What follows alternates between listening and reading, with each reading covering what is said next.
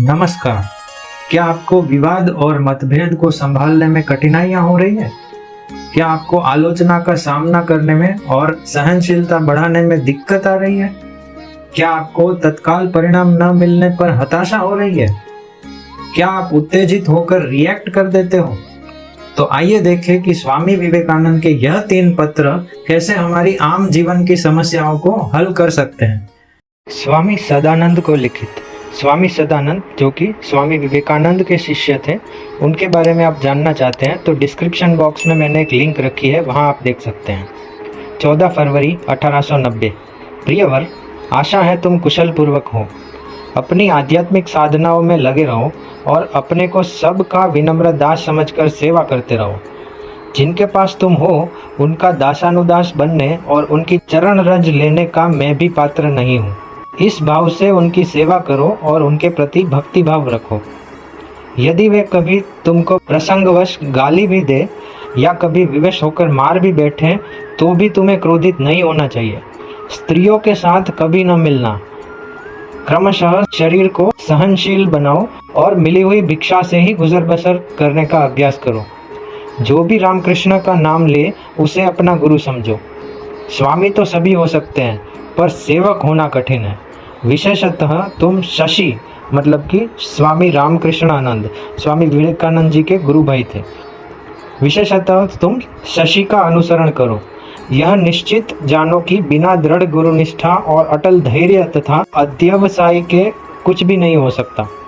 पूर्ण सच्चरित्रता का पालन करो, उससे तिल भर भी इधर उधर डिगे कि पतन के गर्त में गिरे। तुम्हारा नरेंद्रनाथ। 24वां पत्र श्रीयुत बलराम बोस को लिखित। ओम नमो भगवते रामकृष्णाय। द्वारा सतीश मुखर्जी, गोरा बाजार, गाजीपुर, 14 फरवरी 1890। पूज्यपाद, मुझे आपका वेदनापूर्ण पत्र मिला। मैं अभी यहाँ शीघ्र न निकल सकूँगा। पवहारी बाबा की विनय को ठुकरा देना असंभव है। आपको इस बात का पछतावा है कि आपने साधुओं की सेवा करके कोई बड़ा लाभ नहीं उठाया। यह सच है और नहीं भी। चिर शांति की दृष्टि से तो यह सच है, परंतु यदि आप साधनारंभ की दशा की ओर सिंहावलोकन करें तो आपको मालूम होगा कि पहले आप पशु थे, अब मानव हैं और आगे चलकर आप एक देवता अथवा स्वयं परब्रह्म हो जाएंगे। आपका इस प्रकार का पश्चाताप और असंतोष आपकी भावी उन्नति का सूचक है। उसके बिना उन्नति होना असंभव है। जो चुटकी बजाते ही ईश्वर के दर्शन पा लेता है, उसके लिए इसके आगे उन्नति का रास्ता बंद समझिए। इस प्रकार का असंतोष तो एक वरदान है। विश्वास कीजिए, कोई भय की बात नहीं है। आप स्वयं समझदार हैं। आपसे यह करने की आवश्यकता नहीं कि धैर्य ही सफलता की कुंजी है। इस बारे में यह कहने में मुझे कोई शंका नहीं कि हम जैसे अपरिपक्व बुद्धि वाले बालकों को आपसे बहुत कुछ सीखना है। बुद्धिमान को इशारा काफ़ी है। आदमी के कान तो 2 होते हैं पर मुंह एक ही होता है। विशेषकर आप स्पष्ट वक्ता हैं और बड़े बड़े वादे करने के पक्ष में नहीं है। जब कभी मैंने आपका विरोध किया तो विचार करने पर मैंने आपको ही विवेकशील पाया। Slow but sure. What is lost in power is gain in speed। फिर भी इस संसार में सब कुछ शब्दों पर ही निर्भर है। शब्दों में निहित भावों को अंतःकरण तक पहुंचने के लिए उनके साथ कुछ दिन तक सहवास करना चाहिए। पूज्य गुरुदेव कहा करते थे कि धर्म संप्रदाय विशेष में या बाह्य आडंबर में नहीं है।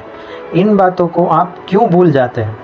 कृपया अपनी शक्ति पर साधना करने का प्रयत्न कीजिए, परंतु उससे होने वाले लाभ या हानि का निर्णय अपने अधिकार से बाहर की बात है।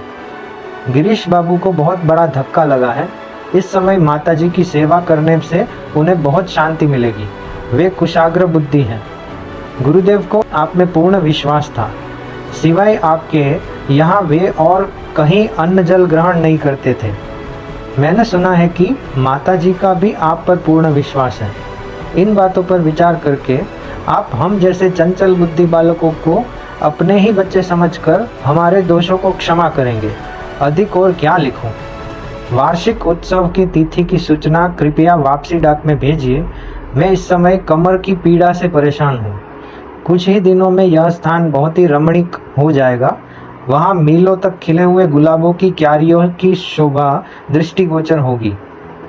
सतीश कहते हैं कि कुछ ताजे गुलाब के फूल और डालियां उत्सव के लिए भेजेंगे। भगवान करे आपका पुत्र कायर न हो, मनुष्य बने। माताजी आ गई हो तो उनसे मेरा कोटि कोटि प्रणाम कहिए और उन्हें मुझे यह आशीर्वाद देने के लिए प्रार्थना कीजिए कि या तो मैं अटल अध्यवसायी रहूं या मेरे शरीर से वह संभव न हो तो इसका शीघ्र ही अवसान हो जाए। 25वां पत्र श्रीयुत प्रमदादास मित्र को लिखित। ईश्वरो जयति, गाजीपुर से 19 फरवरी 1890। पूज्यपाद, मैंने गंगाधर को चिट्ठी लिखी थी कि वह अपना परिभ्रमण स्थगित कर किसी जगह ठहर जाएं और तिब्बत में जिन विभिन्न प्रकार के साधुओं से भेंट हुई हो उनके रीति रिवाज, रहन सहन आदि के संबंध में विशेष रूप से मुझे लिख कर भेजे। जो उत्तर उसने मुझे लिखा वह मैं आपके पास भेज रहा हूँ। काली को ऋषिकेश में बार बार ज्वर हो आता है, मतलब बुखार हो आता है। मैंने उसे यहाँ से एक तार भेजा है। यदि उसने मुझे बुलाया तो मुझे यहाँ से सीधे 1-2 दिन में ऋषिकेश जाना होगा। मेरे इस सब माया जाल पर आपको हंसी आती होगी और बात भी सचमुच ऐसी ही है। एक बंधन लोहे की जंजीरों का होता है, दूसरा सोने की जंजीरों का। दूसरे बंधन से बहुत कुछ कल्याण होता है और इष्ट सिद्धि के बाद वह अपने आप खुल जाता है। मेरे गुरुदेव की संतान मेरी सेवा के पात्र हैं। यहीं पर मैं अनुभव करता हूँ कि मेरे लिए कुछ कर्तव्य बाकी है। संभवतः काली को इलाहाबाद अथवा जहाँ सुविधा होगी वहाँ भेजूंगा। आपके चरणों के सम्मुख मेरे शत अपराध उपस्थित हैं। पुत्रस्तेहम शादी माम त्वाम प्रपन्नम किम अधिकम इति। इससे ज़्यादा और क्या लिखूं। दास नरेंद्र। अगर आपको यह पत्र सुनना अच्छा लग रहा है तो प्लीज़ इस चैनल को सब्सक्राइब ज़रूर कीजिए और आपके फेवरेट लेटर्स दूसरे व्हाट्सएप ग्रुप्स में ज़रूर भेजिए ताकि और लोग भी इसका फ़ायदा ले सकें। धन्यवाद।